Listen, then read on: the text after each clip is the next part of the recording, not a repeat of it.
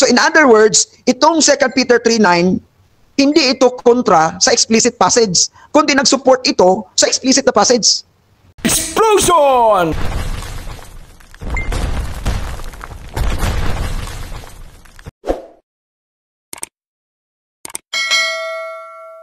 Right, let's look at 2 Peter chapter 9, 3 verse 9. Ito yung sinasabi palagi. Wala pinili ang Diyos dahil nga He's not willing that any should perish, that all should come to repentance. But let's look at the context. Kasi implied passage yan eh. So kailangan mo ng inference, kailangan mo ng context. So anong sabi dyan mga kapatid? The Lord is not slack concerning His promise, as some men count slackness, but is patient toward you. Now sa Greek mga kapatid, mga kaibigan, su, that means toward you. Not willing that any should perish, but that all pass should come to repentance. Now, let me tell you this. Kung ikaw ang nag-communicate at meron kang target, sabihin mo, toward you. I am patient toward you. Pagkatapos, dahil sa patient na yan, you are not willing that that person should perish. That person must come to repentance because ang resulta ng patient, kaya nga ayaw niyang may ma-perish, ayaw niyang ayaw niya na hindi tayo pupunta sa repentance because patient toward. Saan siya patient toward? Patient toward you. So ibig sabihin, kung ikaw ang kausap ko, I am patient toward you. Tapos, I am not willing that that man will not perish. So patient ako sa iyo, pero doon ako nakatingin sa ibang tao. So anong klaseng communication yan? I am patient toward you, but then I said, I'm not willing that that boy or that girl will not perish. And that boy and that man should come to repentance. Pero ang kausap ko, ikaw. Oh, I am patient toward you, pero iba yung sinabihan mo sa epekto ng patient mo. Anong klaseng communication yan, mga kapatid at mga kaibigan? Kaya tinanong ko, sino ba ang you dyan? Now, let's look at the context, kasi nga, i-provide natin yung context, mga kapatid at mga kaibigan. Sa 2 Peter chapter 3, verse 9. Okay, so sa verse 8 sabi ni Peter, but beloved, sa 8 pa lang sinabi, but beloved. Now, ang tanong ko, beloved ba niya ang mga atheists? Beloved ba niya ang mga unbelievers? Beloved ba niya yung mga hindi kasali sa Christian group? Beloved ba niya? Hindi. Pagdating dito sa mga kapatid, sinabi pa dito sa verse 14, wherefore, beloved, beloved pa rin. So, 9, sa 8, beloved, and then sa near context, beloved pa rin. So, saan pala in-address? Kaya tanong ko, saan ba in-address ni Peter ang kanyang libro? Hindi pwede na makatanggap ka ng sulat na hindi para sa iyo. Anong klaseng pag-iisip yan, nakukunin mo yung sulat at basahin mo na hindi para pala sa iyo. Sabi doon, I love you with all my heart. Ang gwapo mo, ang ganda tingnan ng iyong blabla, katawan, ganyan. Hindi pala para sa iyo yun, para pala sa kanyang kasintahan, kaya para sa kanyang asawa. At binasa mo, ano yun? Nagkakamali ka. So ang tanong, saan pala in-address ni Peter ang book of Peter, mga kapatid at mga kaibigan? No? So ang sabi sa 1 Peter chapter 1, verse 1, ito mga kapatid, Peter, an apostle of Jesus Christ, to the strangers scattered throughout Pontus, Galatia, Cappadocia, Asia, Bithynia, elect according to the foreknowledge of God. O saan niya sinulat? Sa mga Christians na mga strangers scattered abroad. Elect. Klaro mga kapatid, mga kaibigan, na ang you dyan refers to the elect. Kasi sumulat si Pedro sa mga elect. Kasi sabi niya, but is patient toward you, not willing that any of you, not any outside of you, it's not. God is patient toward you, not willing that any of you, belonging to the elect people of God, na address sa book of Peter, should perish, and that all of you, referring nga, kasi nga, patient toward you. So I'm not willing that any of you will perish, and that all of you should come to repentance. Yun ang, kung mag-isip lang tayo mga kapatid, mga kaibigan, be logical in our interpretation, mga kapatid at mga kaibigan. Kaya mga kapatid, dapat, kasi ito kasing all, ito, pag nakita natin ang all, ang pass, every single individual na kaagad yun, without exemption, bawat isa, kasali yung mga atheists. Hindi naman ganun mga kapatid. Now, tuturuan natin ngayon ang ating mga audience sa paano gamitin ang all sa Bible. Alright? The all usage in the Bible ay ganito. So kung mabasa mo pass, pasa, pan, pantes, panta, all refers to, kung pass, every, it's all. O every what? Every Jew, every Gentile, every believer, or what? Each Gentile, each Jew, mga ganon. So pasa, feminine singular, pan, neuter singular, pantes, panta, plural forms, all people, or lasting. Alright.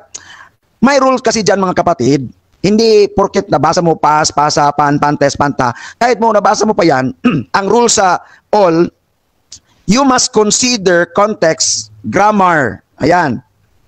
Grammar. You must consider context, grammar, and intent of the passage.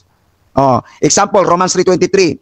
Pantes gar himarton.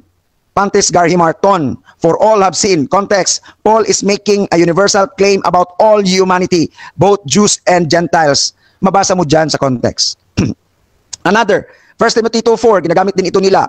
Hos pantas anthropos tele sothinai.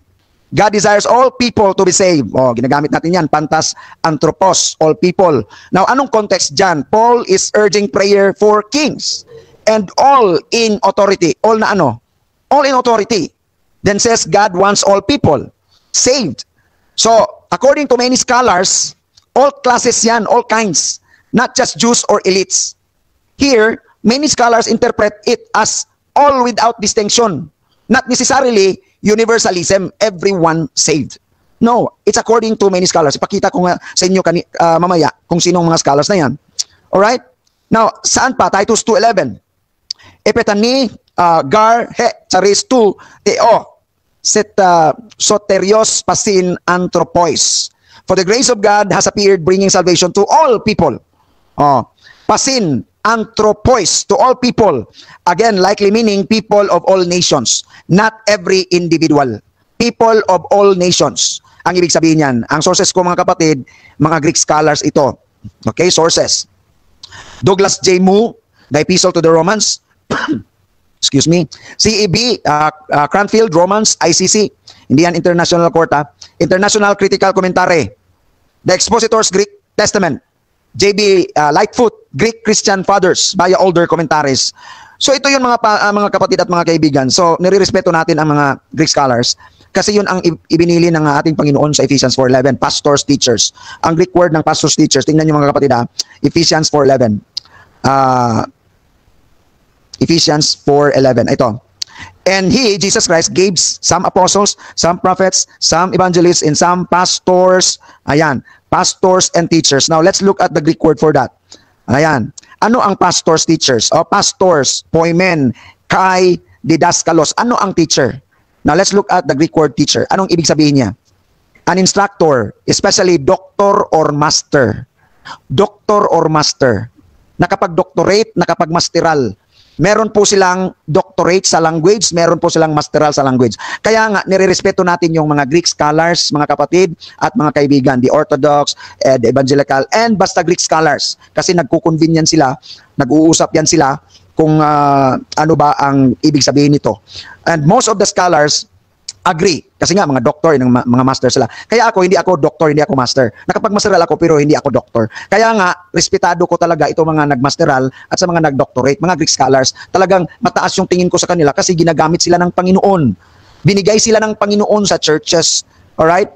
Kaya mga kapatid, mga kaibigan, kung hindi natin sila respetuin, hindi natin nirespeto ang Panginoong Diyos. If we are anti-Greek scholars, we are anti-Christ. Bakit? Si Kristo ang nagbili niyan mga doktor, mga master of instruction. Mga kapatid at mga kaibigan. Ang purpose nila, mga kapatid, anong purpose nila? Dito, titingnan natin ang purpose nila, mga kapatid at mga kaibigan. Ito, ayan, sa verse 14. 4:14. That we henceforth be no more children, tossed to and fro, carried about with every wind of doctrine. Itong doctrine, same word yan, itong titingnan natin, didaskalia. Didaskalia, from the word also didaskalos. Didaskalos. Didaskalia. So, trabaho talaga ng pastor, teacher, doctrine. Ang evangelist, gospel, nag-ano yan sila. Kaya, usually, ang mga nag-contradict sa mga Calvinism, mga evangelist, kasi ayaw nila na may pinili, kasi evangelist sila, I can understand, because their burden, mga kapatid, nasa soul, nasa tao talaga, yung burden nila. Kaya nga, against, usually, ang mga missionaries, ang mga evangelists, sa doctrine of election. Pero nasa Bible yun. Mga Greek scholars, mga doktrina yun na malalim. Kaya sabi ng Panginoon, I will give you pastors, teachers. Anong teachers? Doctor or master.